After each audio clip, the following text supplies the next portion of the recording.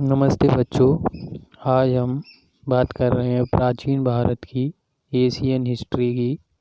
बहुत ही important lecture है। बहुत से स्टूडेंट को कन्फ्यूजन होता है इस टॉपिक में। मैंने बहुत ही अच्छे से सिंप्लीफाई किया है इस टॉपिक को।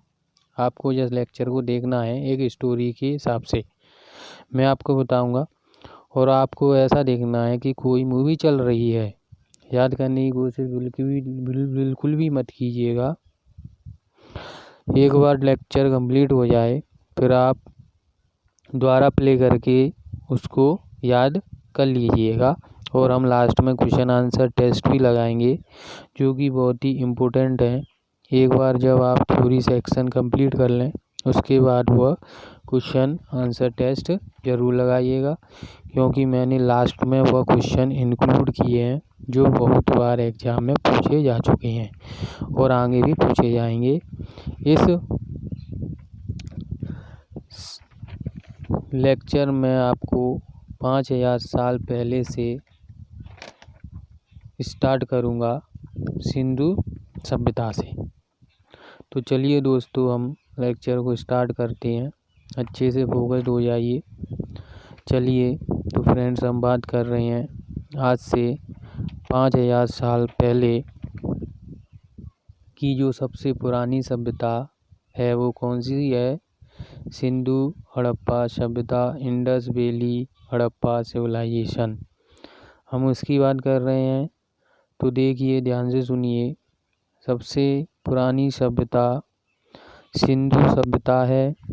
सिंधु सभ्यता के लोग भारत के मूल निवासी द्रविड़ लोग कहलाते थे।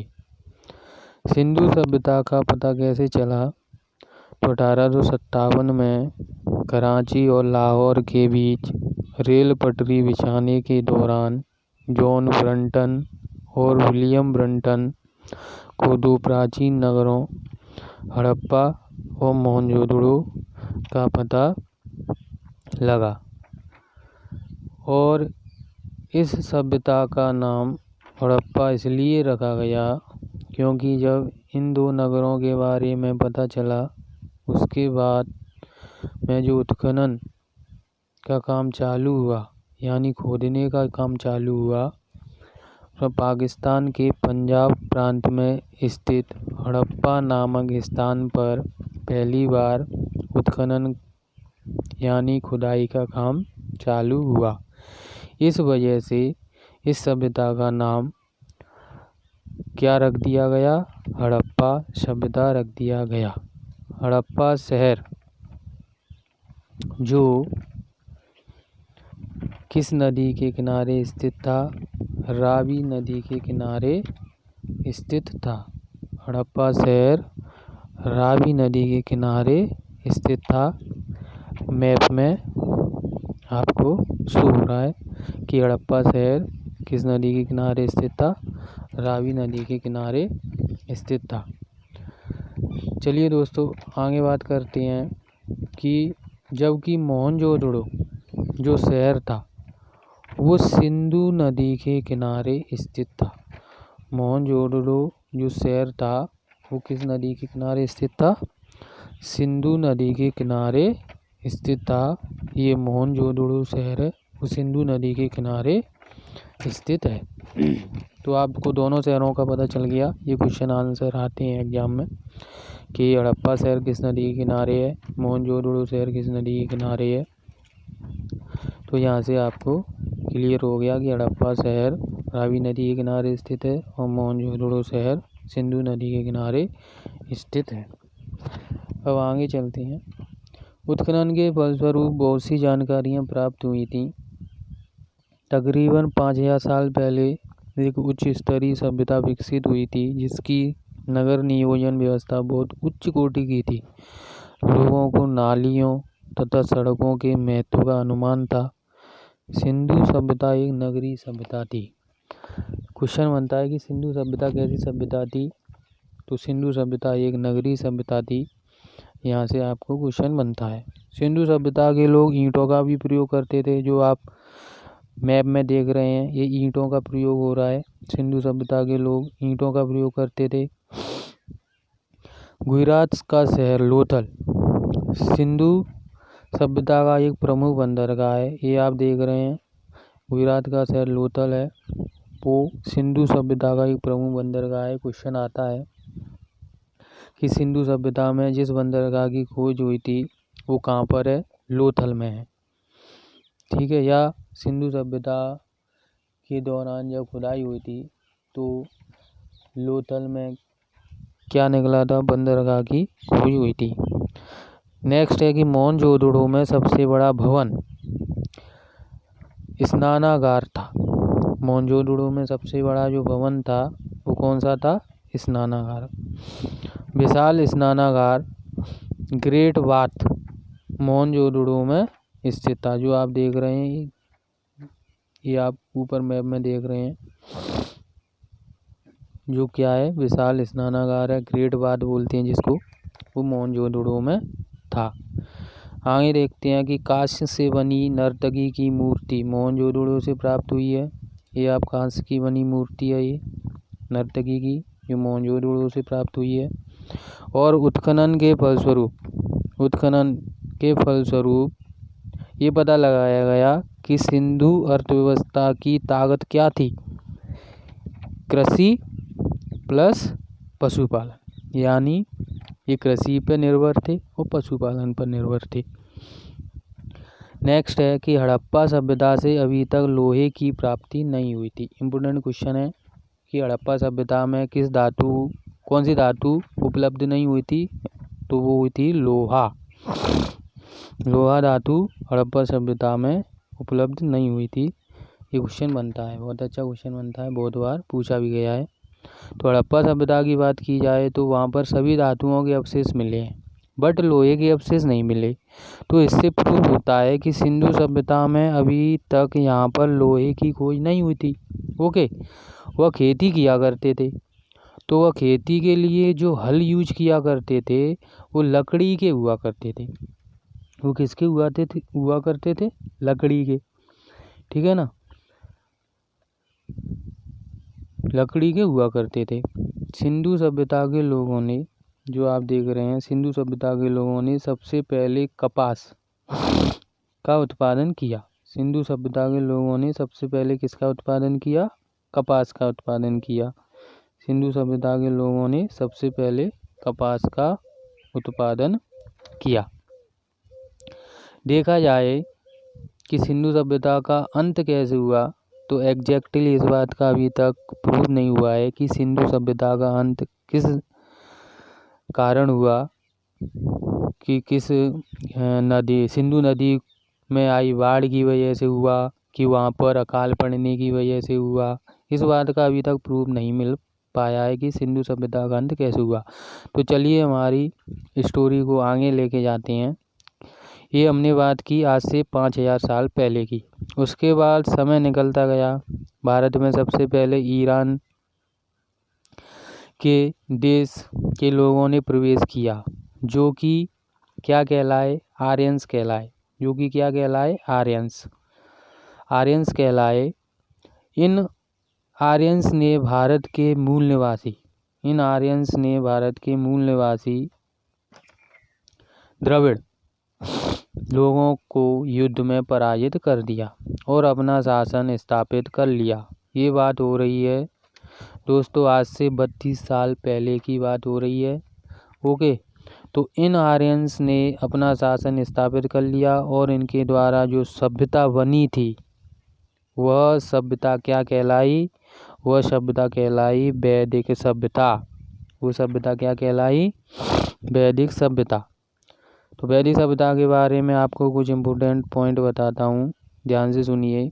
वैदिक सभ्यता थी कि वह कैसी सभ्यता थी, एक ग्रामीण सभ्यता थी। वैदिक सभ्यता जो थी वो एक कैसी सभ्यता थी, वो एक ग्रामीण सभ्यता थी। जो वैदिक सभ्यता के लोग थे इनका मुख्य व्यवसाय क्या था, पशुपालन। इनका मुख्य व्यवसाय था पशुपालन। लोहे से बने उपकरण वैदिक सभ्यता में प्राप्त होते हैं। ये आपको दिख रहे हैं मैप में, ये लोहे के बने उपकरण हैं जो वैदिक सभ्यता में प्राप्त होते हैं। ठीक है ना, लोहे के बने उपकरण वैदिक सभ्यता से प्राप्त हुए। इसका मतलब यहाँ पर लोहे की खोज हो चुकी थी। घोड़ा यहाँ पर एक महत्वपूर्ण पशु था। घोड़ा क्या था? यहाँ पर एक महत्वपूर्ण पशु था। घोड़ा यहाँ पर एक महत्वपूर्ण पशु था। ये आर्यंस अस्त्र शस्त्र और कवच जैसे उपकरण बनाना जानते थे। तो वैदिक सभ्यता से जो रिलेटेड आपको चीज़ें क्लियर हुई। सबसे पहले नगरी सभ्यता के बारे में हमने पढ़ा। सिंधु सभ्यता जिसका अंत हुआ, उसके बाद में क्या आई? वैदिक सभ्यता आई, मतलब एक ग्रामीण सभ्यता आई। और धीरे धीरे वापसी से हम कहाँ पर शिफ्ट हुए? नगरी सभ्यता की तरफ शिफ्ट हुए। और भारत को 16 महाजनपदों में बांट दिया गया। भारत को 16 महाजनपदों में बांट दिया गया, जो आप देख रहे हैं 16 महाजनपद। सबसे पहले मगध, अंग, सोन, ऐसे 16 महाजनपदों में भारत को बांट दिया गया था। ओके, भारत को बांट दिया गया। कौन कौन से हैं जो आप देख रहे हैं? इन राज्यों में सबसे शक्तिशाली राज्य था वह कौन सा था? मगध। मगध राज्य था वो सबसे शक्तिशाली राज्य था। और सबसे बड़ी राज्य की बात की जाए तो सबसे बड़ा राज्य कौन सा था? अवंतिका राज्य था, जो सबसे बड़ा राज्य था। मगध सबसे शक्तिशाली था। तो ऐसा क्यों? तो ऐसा इसलिए, इसका रीज़न है, इसका कारण है ये था कि मगध जो राज्य था इसके दोनों ओर नदी बहती थी।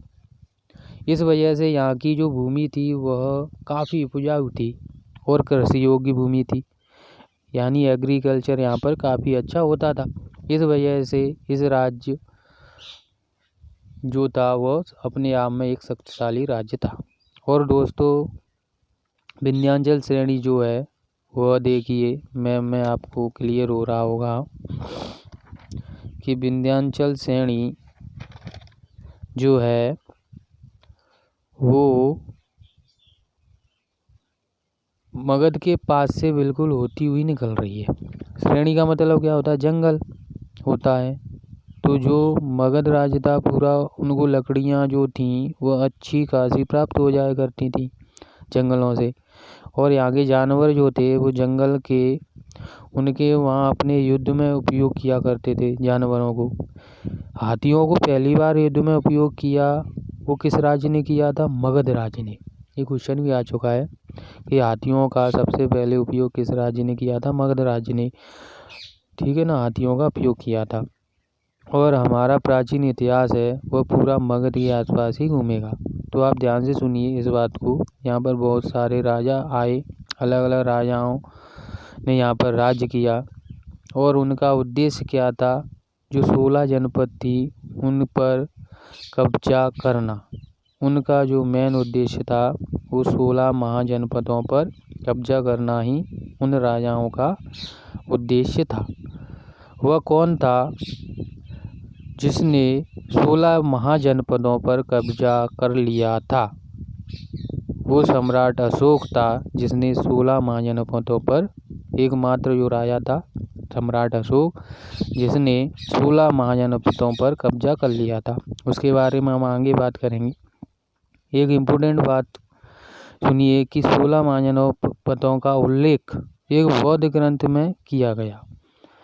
उस बौद्ध ग्रंथ का नाम है अंगूर। ये हमारी ट्रिक थी। जो बौद्ध ग्रंथ है उसका नाम है अंगुत्तर निकाय। क्या नाम है? अंगुत्तर निकाय। उस बौद्ध ग्रंथ का नाम है अंगुत्तर निकाय। आपके दिमाग में सेट हो चुका होगा, अंगूर वाली इमेज बन चुकी होगी। तो यहाँ से अगर ये क्वेश्चन आता है कि 16 महाजनपदों का उल्लेख एक बौद्ध ग्रंथ है, वो किस बौद्ध ग्रंथ में है? तो अंगूर से आपको क्लियर हो जाएगा कि अंगुत्तर निकाय है, जिसमें 16 महाजनपदों का उल्लेख है।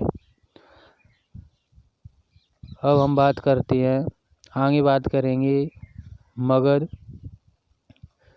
यहाँ जनपद कौन कौन से थे, यहाँ राजवंश कौन कौन से आए, किन किन राजाओं ने राज्य किया, वो सारा हम नेक्स्ट वीडियो में डिस्कशन करेंगे और कौन कौन से वंश इम्पोर्टेंट हैं जिनसे क्वेश्चन बनते हैं वह भी हम आपको बताएंगे। ओके, तो अच्छे से पढ़िए। जय हिंद, जय भारत।